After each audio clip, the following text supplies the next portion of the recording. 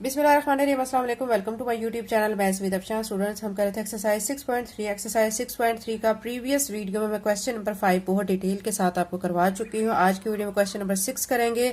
जिन बच्चों ने अभी प्रीवियस वीडियो यानी क्वेश्चन नंबर 5 की वीडियो नहीं देखी तो वो क्वेश्चन नंबर 6 ये वाली वीडियो देखने से पहले क्वेश्चन नंबर 5 की जो वीडियो मैं अपलोड कर चुकी हूँ वो लाजमी देखें, क्योंकि ये जो क्वेश्चन नंबर 6 है ये क्वेश्चन नंबर 5 से रिलेटेड है। इसमें बहुत सी general basic information question number 5 से ही आपको मिलेगी। ठीक है, ब्रीफली अभी मैं डिस्क्राइब कर दूंगी, लेकिन आप डिटेल के साथ क्वेश्चन नंबर 5 की वीडियो लाजमी देखिएगा।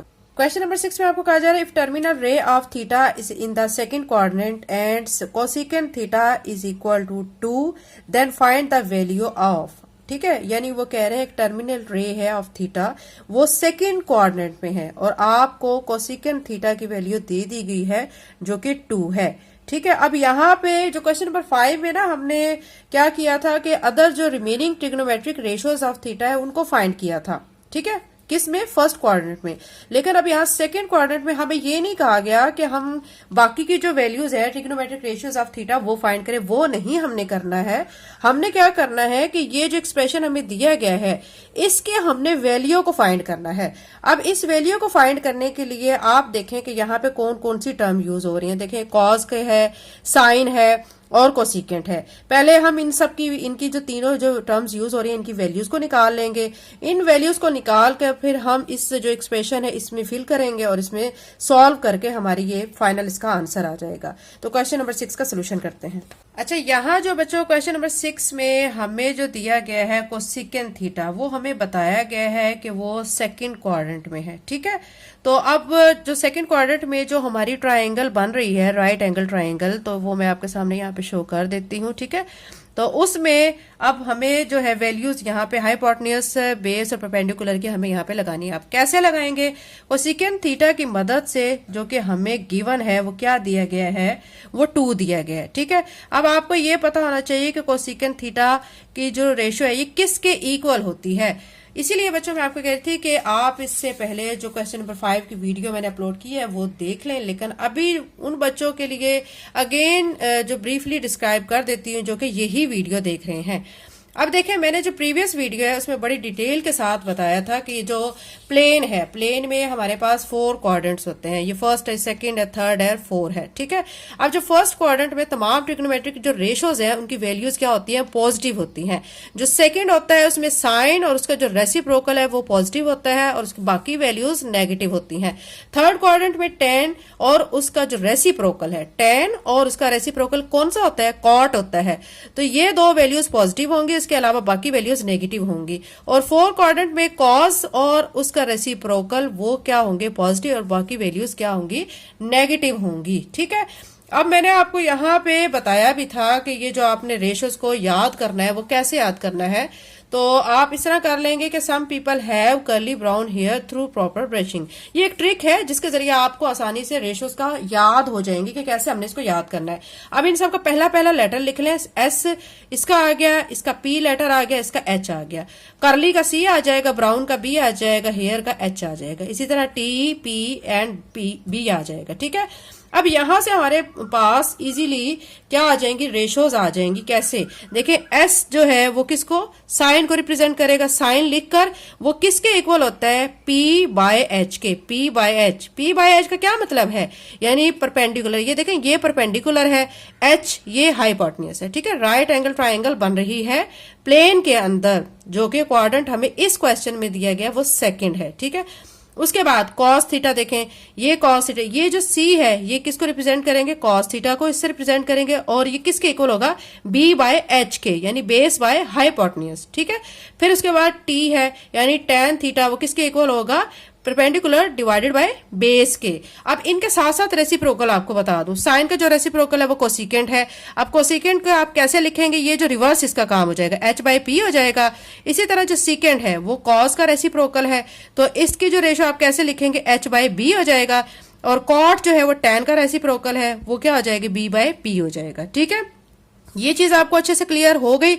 इसी चीज को आपने अच्छे से क्लियर करना है ताकि आप इस क्वेश्चन को, question number 5, 6 and 7, in 3 questions को आप सॉल्व कर सको। ठीक है, अब यहां पे मैं आपको बता दूं कि जो हम क्वेश्चन कर रहे हैं, क्वेश्चन में देखें कोसेकेंट थीटा वो हमें क्या दिया गया है, 2 दिया गया है। ठीक है, अब आपको मैं यहां से दिखा दूं कोसेकेंट थीटा किसके इक्वल है, h बाय पी के। तो मैं यहां पे क्या लिखूंगी, h बाय पी।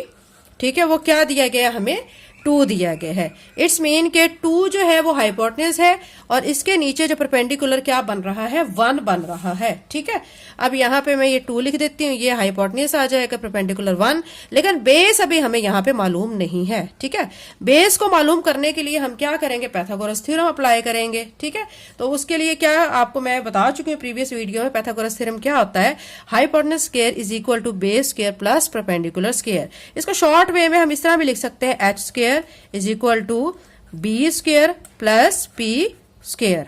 ठीक है, ये आप इतना कर लें। उसके साथ ही ये चीज भी देखें बच्चों कि यहाँ पे जो कोसेकेंट थीटा वो आपको दिया गया 2। ठीक है, अब इसको हमने 2/1 इस तरह लिखा है रेशियो की फॉर्म में। कोसेकेंट किसका रेसिप्रोकल है, ये साइन का रेसिप्रोकल है। तो हम यहाँ पे साइन की वैल्यू भी फिर इसकी मदद से निकाल सकते हैं। क्या निकालेंगे, देखिए साइन का कोसेकेंट जो है वो रेसिप्रोकल है। तो ये देखिए h बाई पी था, तो ये p बाय h हो जाएगा। ठीक है, और यहां से अब p की वैल्यू क्या है, 1/2 आ जाएगा। साइन थीटा किसके इक्वल आ जाएगा, 1/2 के इक्वल आ जाएगा। ठीक है, ये हम चीज यहाँ पे फाइंड कर चुके हैं। अब हमने परपेंडिकुलर फाइंड करना है। परपेंडिकुलर फाइंड करने के लिए हम पाइथागोरस थ्योरम लगाएंगे, h square is equal to B square plus P square. h square मतलब 2 लिखकर उसका स्क्वायर कर देंगे, b यानी बेस तो हमने फाइंड करना है तो इसको ऐसे लिख लेंगे, और p क्या दिया गया, 1, इसका स्क्वायर कर देंगे, 2 2 4 हो जाएगा।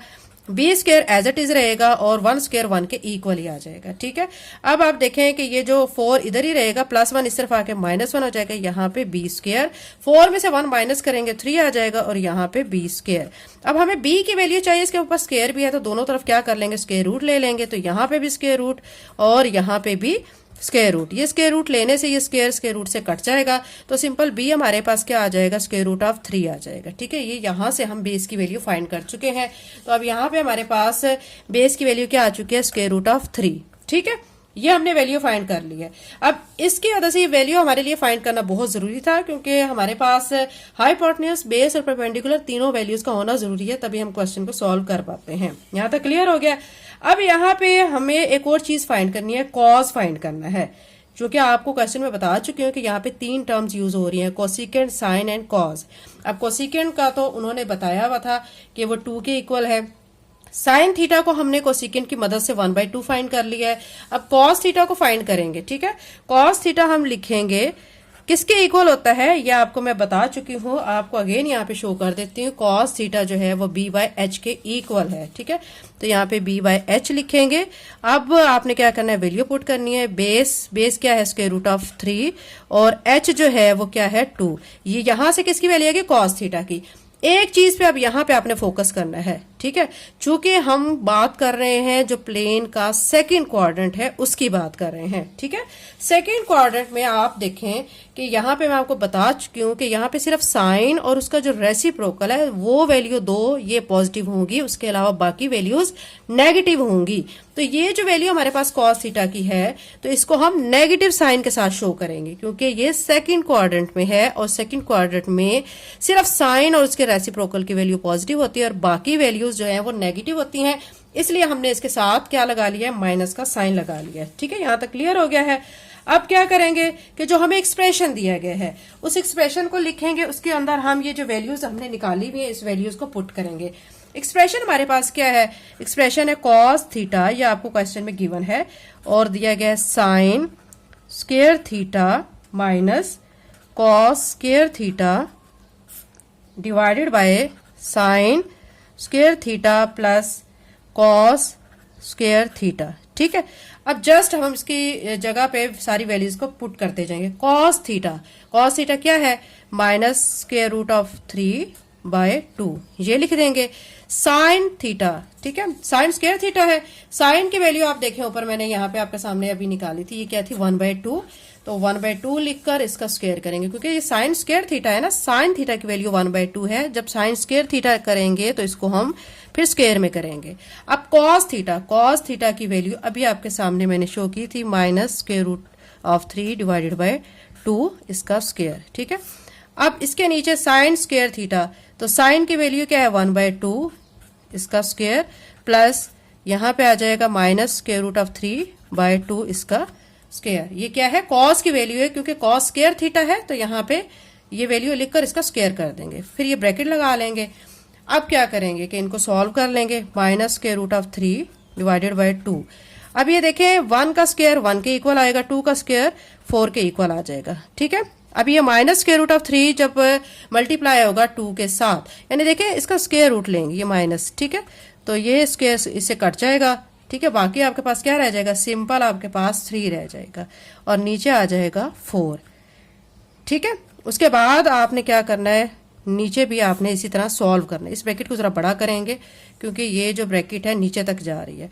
अब नीचे आ जाएगा 1/4 प्लस ये चीज भी यहाँ पे इसी तरह ही हो जाएगी, ठीक है। तो यहाँ पे भी क्या आ जाएगा 3/4 आ जाएगा, ठीक है। अब यहाँ पे इस ब्रैकेट को फुल हम यहाँ पे ऐसे कवर कर लेते हैं। अब क्या करेंगे, इसको मजीद सॉल्व करेंगे। ये वाली जो टर्म है इसको तो एज इट इज लिखेंगे। अब यहाँ पे देखें नीचे 4 और 4 है, तो 4 एलसीएम आ जाएगा, ऊपर 1 - 3 आ जाएगा। ये तो बेसिक सी चीज है बच्चों, आपको आती होगी।